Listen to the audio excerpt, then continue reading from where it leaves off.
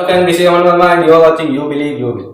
और यार आज का ये वीडियो है how to focus on your work, इस टॉपिक के ऊपर। और इस टॉपिक के ऊपर वीडियो बनाने का ख्याल मेरे मन में क्यों आया? तो यार कुछ दिनों पहले मैं अपने एक दोस्त से बात कर रहा था और बात करते करते यार उसने अपनी प्रॉब्लम बताई मुझको कि वो कोई भी काम कर रहा होता है तो बीच में कुछ ऐसी डिस्ट्रैक्शंस आती हैं कि वो अपने उस काम को छोड़कर दूसरे काम में जुट जाता है। तो जब मैंने उस चीज़ पर विचार किया, उस चीज़ पर गौर किया, उस चीज़ के बारे में सोचा तो यार समझ में आया कि ऐसा आजकल हर इंसान के साथ होता है, क्योंकि हमारी लाइफ में डिस्ट्रैक्शंस बहुत ज़्यादा हो गई। तो हम किसी अपने पर्टिकुलर काम में जितना हमें पोटेंशियल डालना चाहिए, जितना हमें फोकस करना चाहिए, हम उतना कर नहीं पा रहे हैं डिस्ट्रैक्शंस की वजह से। तो यार मेरे मन में आया कि मैं इस टॉपिक के ऊपर वीडियो लेकर आऊँ आपके लिए, और आपका जिन हाजिर है जोक सपाट। बट इससे पहले मैं आपको ये बताऊं कि फोकस कैसे करें। हमें ये पता होना चाहिए कि हम फोकस कहाँ करें, और यार ये हर इंसान के लिए अलग अलग होता है। मैं नहीं बता सकता एक पर्टिकुलर इंसान के लिए कि उसे फोकस कहाँ करना है। हर इंसान की अपनी प्रायोरिटीज़ होती हैं, अपनी ज़रूरतें होती हैं, और उस हिसाब से वो इंसान सेलेक्ट करता है कि उसे फोकस किस चीज़ पे करना है, कौन सी चीज़ उसके लिए ज़्यादा ज़रूरी है। उसके लिए पढ़ाई ज़्यादा ज़रूरी है, उसके लिए खेलना ज़्यादा ज़रूरी है, उसके लिए घूमना ज़्यादा ज़रूरी है, उसके लिए सोना ज़्यादा ज़रूरी है। हर इंसान की अपनी अलग अलग प्रायोरिटीज़ होती हैं और वो आपके ऊपर डिपेंड करता है। तो इस सवाल का जवाब आपको खुद ढूंढना पड़ेगा। और हाँ, अगर आपके पास कन्फ्यूजन है 2 या 3 चीज़ को लेकर, ऐसे करके 2 या 3 चीज़ को लेकर कन्फ्यूजन है आपके पास कि इन दोनों में से किस चीज़ पर फोकस ज़्यादा करना चाहिए, किस चीज़ को मुझे सेलेक्ट करना चाहिए,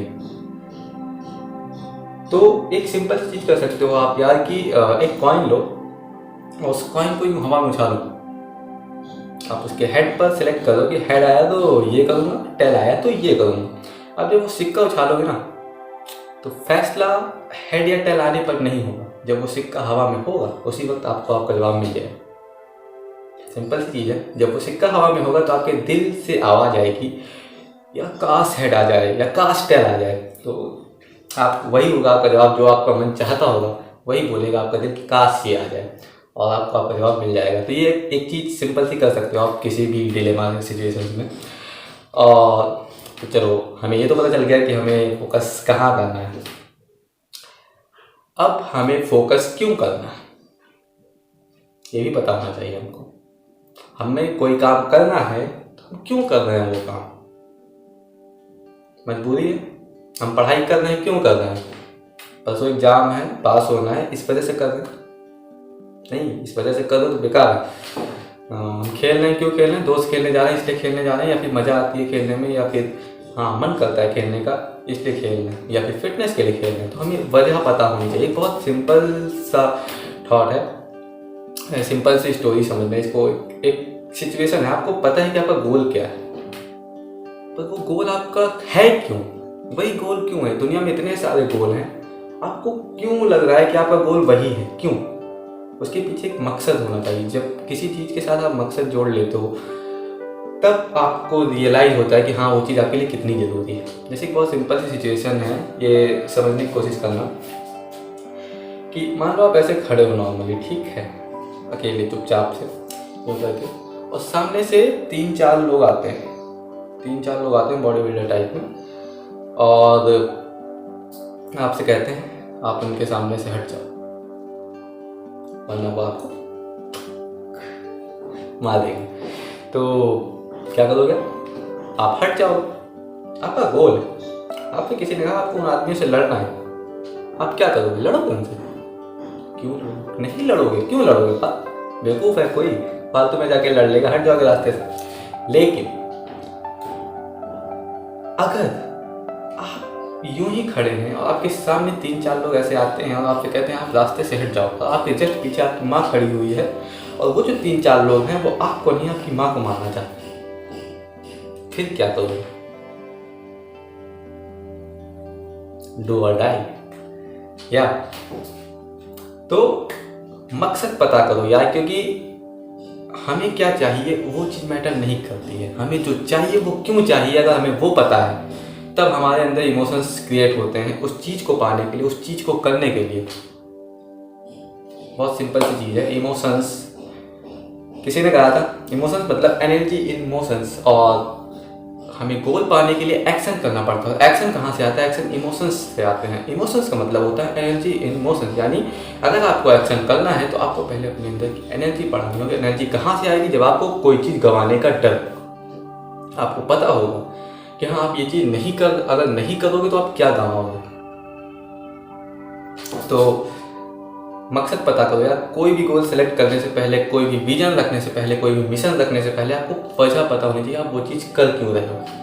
हर चीज़ में ये चीज़ पूछना जरूरी होता है, क्यों। अब हमें ये भी पता चल गया कि हमारा गोल क्या है, करना क्या चाहते हैं, उसके बाद हम क्यों करना चाहते हैं वो भी पता चल गया। और अब मेन सवाल जिसके ऊपर बेस्ड है ये टॉपिक, ये वीडियो जिस टॉपिक के ऊपर बेस्ड है वो आता है कि हाउ टू फोकस।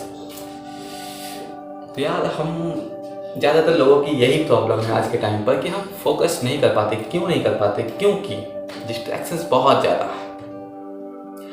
तो यार इन डिस्ट्रैक्शन से बचने का सबसे अच्छा एक तरीका है कि अपना एक जोन बनाओ। मैंने ट्राई किया है, एक जोन बनाओ अपने आसपास, उस गोल से रिलेटेड हर जगह लिख दो कि हाँ मुझे ये करना है। जो भी काम आपको करना है, जैसे आपको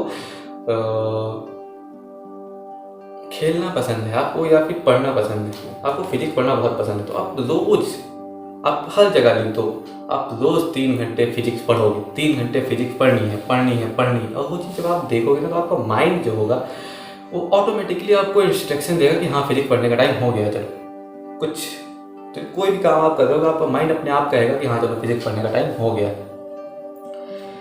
हाउ टू फोकस, इस पे करते हैं।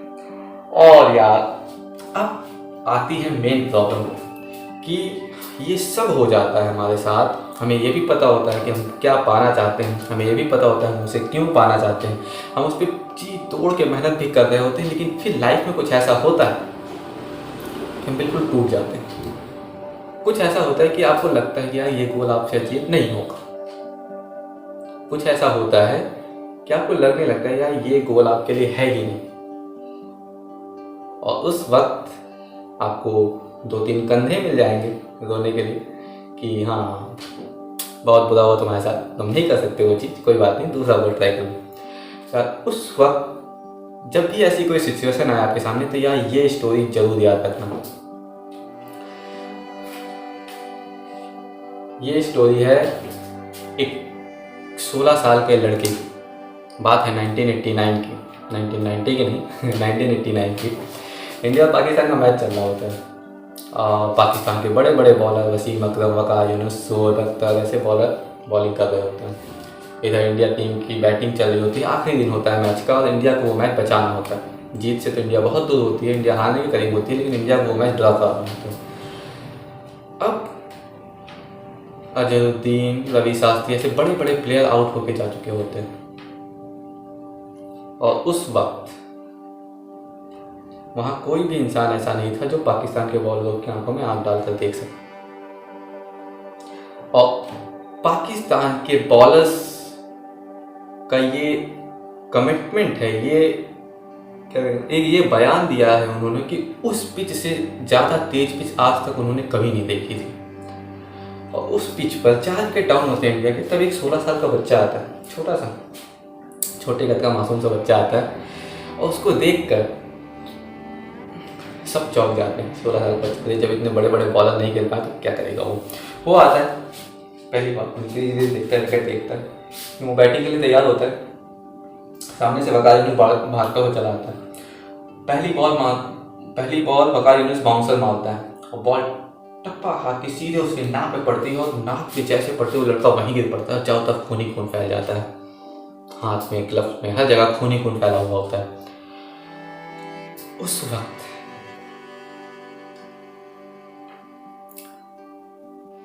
नवजोत सिंह सिद्धू पिच के दूसरी ओर खड़े होते हैं, वो आते हैं उधर से पवेलियन से फिजियोथेरेपी दौड़ता हुआ आता है कि नाक में रुई लगाता है और खून रोकने की कोशिश करता है। सभी पाकिस्तानी खिलाड़ी आके देखते हैं कुछ हुआ तो नहीं, ठीक तो है, ये सब होता चलता रहता है। वो लड़का वैसे ही पड़ा रहता है वहाँ पे, उसके खून लगाते हैं, बैंडेज लगाते हैं, और सिद्धू जी आते हैं, नवजोत सिंह सिद्धू, वो आके कहते हैं उससे कि भाई तू एक काम कर, तू अभी रिटायर्ड होके वापस चला जा और थोड़ी देर में जब तेरा खून रुक जाए तो वापस चले आना, इतना कहते हैं। और या फिर फिजियोथेरेपिस्ट भी कहता है कि हाँ चलो तुम पवेलियन में चलो और हो सके तो हॉस्पिटल चले जाओ थोड़ी देर के लिए, ले लो, आखिरी दिन है, मैच चला जाएगा, मैच ख़त्म हो जाएगा, फिर कभी खेल लेना। तो सिद्धू जी ये कहकर वापस मुड़ के जाने लगते हैं और जो वो फिजियोथेरेपिस्ट आया हुआ होता है वो भी उसको कंधे का सहारा दे के हाँ कहता है चलो आओ स्टेशन पर लेट जाओ, चलो चलते हैं।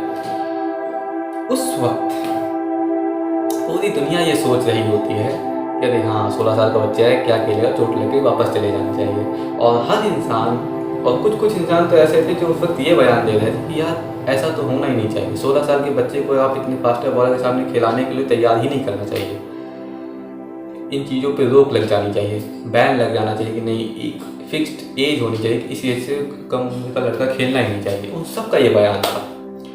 उस वक्त वो लड़का 2 वर्ड बोलता है, उन 2 वर्ड से उसने सिर्फ इंडिया का ही नहीं पूरी दुनिया में क्रिकेट का इतिहास ही बदल कर रख दिया। और वो 2 वर्ड थे, मैं खेलेगा, मैं खेलेगा, मैं खेलेगा। ये सुनकर सिद्धू जी वापस मुड़ते हैं और उसको देखते ही रह जाते हैं, उनके मुंह से कुछ नहीं निकलता। लड़का खड़ा होता है, फिर से बैट लेता है, बैंडेज फिर से फिट लगाता है, चला जाता है। लड़का फिर से अपनी पोजीशन लेता है, सामने से फिर बकवाली में बॉलिंग कर रहा हुआ आता है और अगली बॉल पे वो लड़का शॉट लगाता है और बॉल बाउंड्री पार 4 रन के लिए जाती है। और उस वक्त उस पूरे मैदान में कोई भी इंसान नहीं था जो वका यूनिस की आंखों में आंख डालकर देख सके। और उस वक्त ये 16 साल का लड़का उस वका यूनिस की आंखों में आंख डालकर देखता है। और आप सब जानते होंगे कि ये लड़का कोई और नहीं, the God of the cricket Sachin Tendulkar. उसके बाद सचिन तेंदुलकर ने क्या किया, कितने शतक बनाए, नहीं मायने रखता।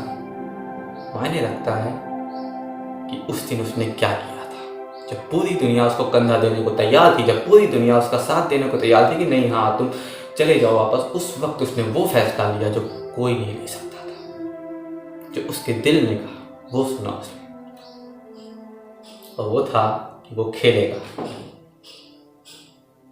उसी दिन सचिन तेंदुलकर हमें मिल चुका था। The star was born that day. तो यार ज़िंदगी में कितनी भी प्रॉब्लम आए कभी निराश नहीं होना है। आपको बहुत लोग मिलेंगे आपको कंधा देने के लिए, आपका आंसू पोंछने के लिए बहुत लोग मिलेंगे, लेकिन आपको अपने आप से पूछना है आप क्या करना चाहते हो। आप डर के बैठ जाना चाहते हो या फिर वो करना चाहते हो जो 99% लोग नहीं करते। भैया ब्रूस ली की एक बहुत फेवरेट लाइन है मेरी कि ब्रूस ली ने कहा था एक बार कि if I die tomorrow then I have no regret with this life because I have done already what I have to do. Bruce Lee का कहना था कि अगर मैं कल मर जाऊं तो मुझे कोई गम नहीं होगा क्योंकि मैं वो सब कर चुका हूं जो मैं करना चाहता था। और आप जिंदगी से कुछ ज़्यादा की उम्मीद नहीं कर सकते। तो यार हमेशा जो मन में आए उसको अभी करो। बहुत ही फेवरेट डायलॉग है कि डू इट नाउ। तो जो मन में आए तुरंत करो, तुरंत एक्शन लो, छोटे छोटे कदमों से शुरुआत करो, लेकिन हाँ तुरंत करो, कल का वेट मत करो। ज़िंदगी बहुत छोटी है, इसे जी भर के जी लो। Do whatever you want and believe yourself because I believe that if you think you can, but if you believe you will। और यार 4 लाइनें बोलूँगा इस टॉपिक के ऊपर कि जब दिल में है मान लिया, मंजिल को अपना मान लिया, फिर मुश्किल क्या और आसान क्या, बस ठान लिया तो ठान लिया।